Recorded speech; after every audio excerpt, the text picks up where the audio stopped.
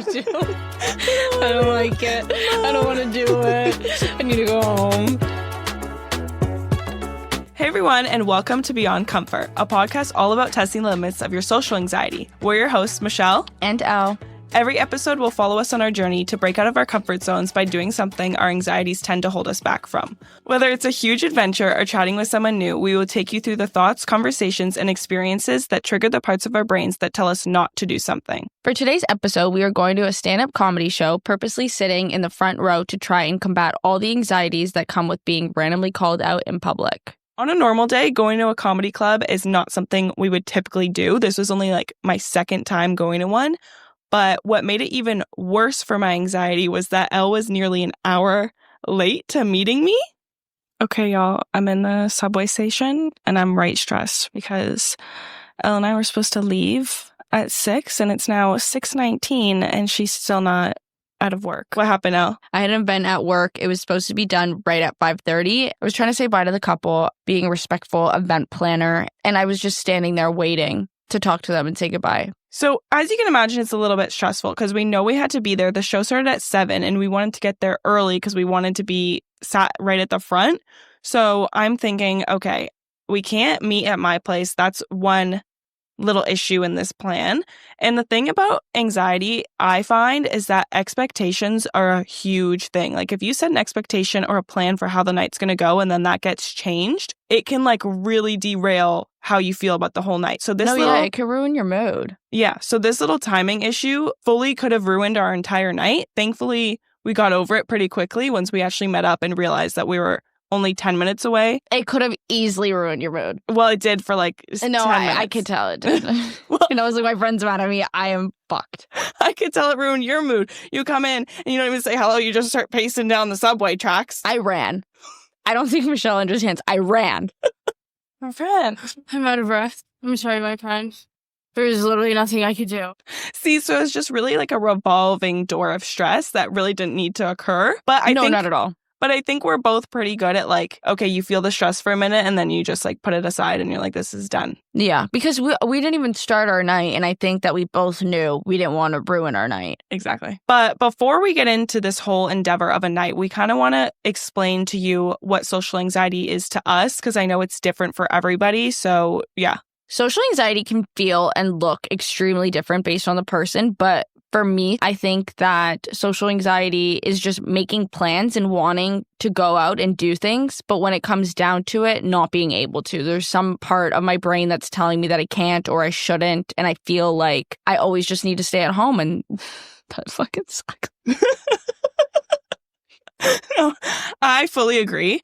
I think the hard thing about social anxiety is that you never know when it's going to hit. One minute you can be so excited about seeing your friends or going to an event, whatever it is. And the next, your anxiety starts whispering in your ear or yelling at you that you shouldn't be going to these things and saying that there's things to worry about or there's dangers. And it's hard to differentiate between my thoughts as Michelle and my anxiety's thoughts that it's pushing onto me because it doesn't understand the difference between dangerous activities and simple tasks. So that's really difficult sometimes. But ultimately, I think we're pretty good at pushing past it and still going. It just is a matter of what are your thoughts and what is your attitude before you go is my problem, I find. I think that's my problem, or how I act when I'm there. Yeah. It's hard. It's really hard to come out of your anxiety and be like, no, this is fine. I'm having fun. This is what I wanted to do once it's already kind of embedded in your brain. Yeah. So that's just kind of what it is to us. But again, it's different for everybody and it's different depending on the situation too. And I think it's important for us to say that by no means are we experts at this at all. It's just we are people sharing our experiences with social anxiety and hopefully able to help others. Exactly. Anyways, enough of the seriousness and the going into the details of my mind. So we ended up going to the Comedy Bar, which is a comedy spot in Toronto on Bloor Street. We thought was going to be a comedy show with just women because that's what it was kind of advertised as, hating men. What are your icks? Yeah, the description was hating men. Exactly. And to our surprise, when we get there, all men standing outside. We haven't even entered yet, and it's all men. Why is it a bunch of men? It's literally a show about hating men. Why are they here? Yeah, why are you here? Why are you here? You to cry? You want to hear people talk shit about you? Go to your mother. Go to your girlfriend, okay? Please. Leave me alone. Just DM us on Instagram. We'll either give you a diss or we'll give you our phone number. Yes. One or the other. Yes. Anyways, the men thing really threw us off. But what we want to do before each episode and before each of these outings that we do is set some goals for ourselves to kind of come back to at the end and be like, okay, this is what we did well at, this is what we need to work on, and all of the things, you know? Yeah, and I think it's important for us to do that, to figure out. Obviously, we know what gives us social anxiety, but what probably triggers it the most. Yeah, and like what things are valid and what things are unrealistic or just not helpful. Or us being delusional. Exactly. The list goes on. List things. Okay, so we had 5 goals. The first one was to sit in the front row. We are sitting in the front. We practically did. Honestly, I'm kind of glad we didn't sit in the front row. Thank God. Second row was probably perfect for us. Let me just tell you about my experience in the second row. There's this one performer, and she was on for the good chunk of the night. She wouldn't stop staring at me. It felt so uncomfortable. I think that probably gave me the most social anxiety throughout the whole night. And we talked to strangers. We did talk to strangers, which, goal Second number 2, goal. talk to strangers. Should we just go up to those girls behind us and ask if they've ever been to them before? You have to talk, though, because I don't want to be fucking obvious with this thing. No, you have to tell somebody you're recording them, Michelle. Okay, and then number 3 was engage with the comics. And number 4 was if we start to spiral, to challenge our thoughts before we got out of hand. And I can tell you right now, we failed miserably at that. Yes. Miserably. I don't even think we attempted to challenge them. No, not at all. We invited them in. And we promoted them. It's like... And it doesn't help that we both have anxiety, and like sometimes it's very similar and sometimes it's very different. So like sometimes it can be helpful, but most of the time we're just triggering each other more to freak out. Yeah, just telling each other all the things that we think that could possibly go wrong. That doesn't help each other out. No, it doesn't. I'm like, fuck you, honestly. No, yeah. It's just like, why the fuck are we here together? But it's fine because then at least you're not like alone in it. Like then I can at least tell you and you're not going to be like, you're crazy. Yeah, I would rather somebody understand to a certain degree what I'm going through rather than like me turning over to my friend and being like, I'm freaking the fuck out right now. And they're like, ew, calm down. And they're like, what's wrong with you? Goal number 5, do not order a bunch of drinks and try to numb or escape the experience. Funny you should say that. Okay, can we get a drink? Yeah. Please? What are you going to get to drink? Literally the first thing we did was just walk straight up to the bar. It felt like a habit.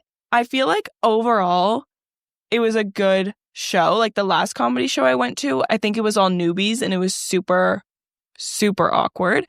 This one was pretty good, but the worst part was at the beginning. Well, where to begin? I'm a failed lawyer. And I'm just failing at life. I feel like at comedy shows, you never really know what you're going to get. So the start of it really sets the tone, and it did not really do a good job of setting the tone. I was considering leaving because I'm like, this is an hour really? long. I'm like, it's an hour long. Is it just these two girls? No, if it was the 2 hosts at the beginning, like, God bless them, but my God. You know what? I'm just thankful for the lady that had the worst laugh in the whole entire world because her laugh echoed as if 20 people were laughing. So at least she laughed at everything. I will never understand people like that. Why is there always somebody who laughs at every last syllable? It's so funny because you could hear, like at the beginning, we're like laughing a little bit, like ha ha, chuckle, chuckle. Near the end, we had 2 tequila sodas and then a double tequila soda. Oh, shut up. You did a double after 2? Yeah. Period. Well, I was going out. I have to say that. But you're at a comedy show. You're supposed to drink. Yeah. No, I couldn't have done that sober. I don't think it would have been as funny. Anyways, but yeah, so after my second drink, halfway through the third, we're literally cackling. Like we're wooing, we're screaming. Oh my God, at one point we're smacking the table. We smacked the table to cheer on something. I forget what she said. She said something that just really resonated with me and Michelle, and we started hitting the table as if we're some rowdy boys at a freaking hockey game. And meanwhile, I also have all of this podcast equipment with me. So not only are we being rowdy, but I have this little thing that's on the table, and everybody in our row was staring at us at the beginning. I hope you know. Oh, really? I didn't tell you. Thank God. Because either I would feel so awkward or I would have shot them all a nasty look. You would have shot them all a nasty look. Yeah. And then I would have felt awkward. Also, before the show, we tried to because the whole point of this was yes, go to a comedy show, but it was also the added fact that we had this podcast stuff and we wanted to interview people. We wanted to understand if other people were nervous or if it was just us, see if we're being irrational or if we're valid. Everybody there thought we were very irrational. I don't think anyone here is nervous. No. No, literally. We looked around too, though, and you can't necessarily see social anxiety. You can't look at somebody and be like, oh, you're anxious right now. But when we were looking around, everybody was just calm, chilling, having a drink. Everybody was just on one. And then me and Michelle are in a corner with our jackets on, our shoulders up to our freaking ears. And we couldn't even figure out which side of the bar to go to. We couldn't even agree. We couldn't even relax enough to know where to order our drink. Yeah. Anyways, but we tried to interview these people right before the show, and we're literally arguing like little children, you ask first, you ask first. And eventually we asked them, and the first thing we asked them was have you been to a comedy show before? They were like, no. Okay, great. No problem. Thank you so much for your answer. Thank you for the input. We were like, are you nervous at all? And they were like, no. I'm like, oh. Okay, great. Thank you. Anyway, so that's how the first one went. It was very anticlimactic, not very helpful. And we literally asked them 3 questions. And then I go, okay, great. Thank you so much. It was so awkward. I don't even think we said bye. I think we both just turned our opposite ways. It was just, they were looking at us this podcast is not going to do well. No. That's what they were thinking. They're like, these girls, a podcast? I don't know about it. Well, whatever. Okay. It's their opinion. They have no idea what we're doing. Exactly right. Well, they do because we told them. True. Whatever. It's none of their business. It's really not. Keep your own. I don't know. I think that I felt awkward after we did that little mini interview because they were also sitting right next to us. Yeah. The show was good overall. There were some really awkward moments. There was this improv bit. I am the garbage man. Already? No, that was so bad.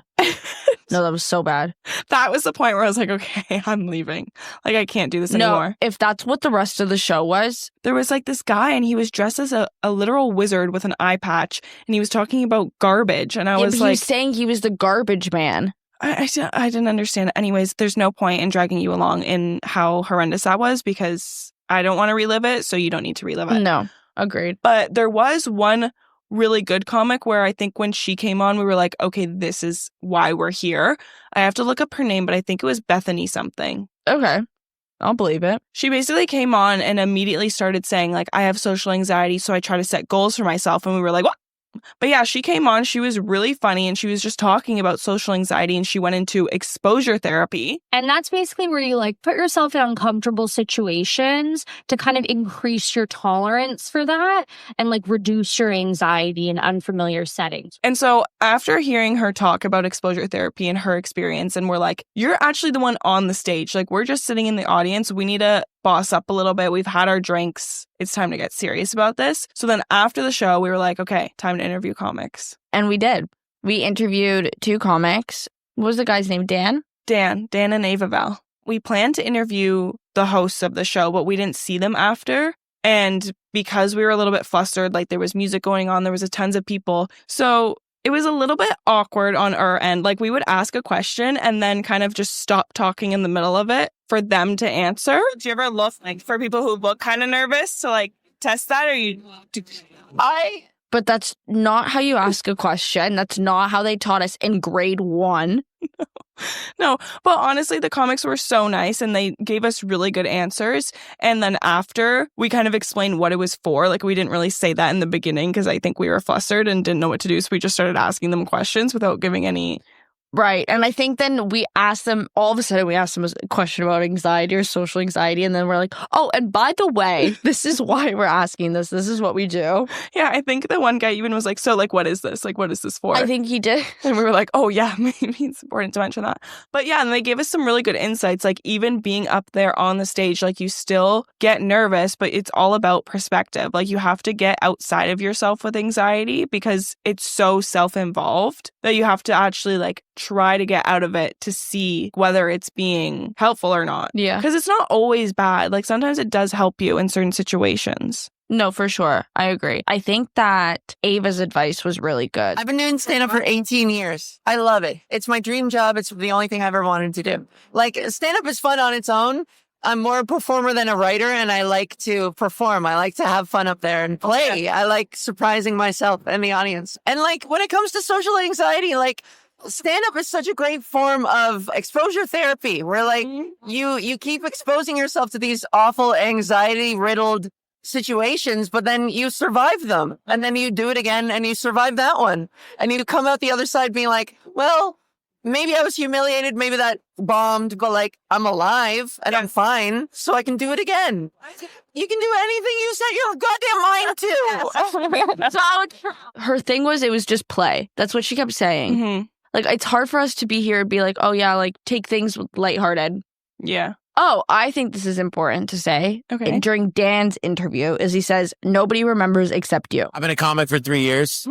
Like the first time I ever did it was incredibly Like I spent the whole day convincing myself I was not going to die. And I was certain that I was. And, you know, of course you don't die and whatever, but like that nervousness doesn't go away. It's like, it's the anticipation of going up is worse than the second you're actually up there and you're like, I'm not dead. Much like social anxiety shit. When you fuck it up, your fear is like, no one gives a fuck. No one's going to remember that stuff. So like, I've bombed a million fucking times and no one's going to remember. Yeah. Unless it's insane. Well, so it's like most of the anxiety is on our end. Yeah. So I think that that's important, especially for like, if you're going to have anxiety or if you're going to have the scaries or if you're just like, if you're anxious about something that's already happened. Like for me, I get home from work and I think about every little thing that I did at work and I get anxious about it. Nobody remembers except me. Yeah. Simply. I know. And that's what I mean. Like, it's so self-involved. Like, it's almost like narcissistic. Yeah. And it's so... Wow.